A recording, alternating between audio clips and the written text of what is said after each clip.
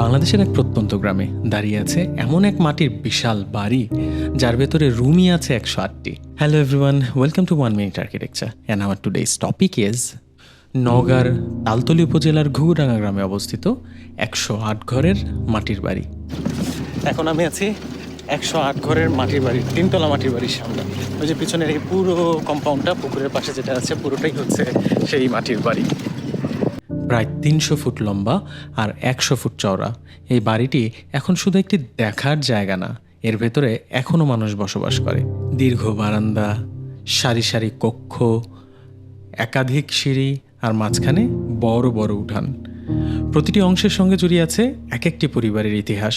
এই বিশাল বাড়িটি তৈরি হয়েছে মূলত মাটি, পানি আর খড় ব্যবহার করে।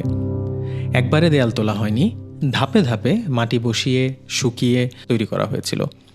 নিচের দিকের দেয়াল এতটাই পুরু যে বাইরে গরম থাকলেও ভেতরে এক ধরনের স্বাভাবিক শীতলতা অনুভব করা যায়।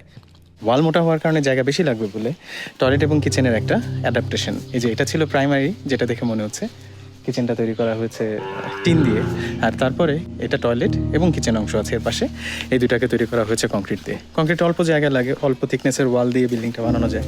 So that's how we are adapting. সবচেয়ে ভালো লেগেছে এটি কোনো পরিত্যক্ত পুরনো স্থাপনা নয়। এত বছর পরও বাড়িটির ভেতরে জীবন আছে, মানুষের কণ্ঠ আছে, রান্নার গন্ধ আছে। এরকম আরও অনেক মাটির বাড়ি, একতলা, দোতলা, ছোট, বড়, বিভিন্ন ধরনের মাটির বাড়ি দেখা যায় নওগাঁতে। That's all for today. See you in the next video.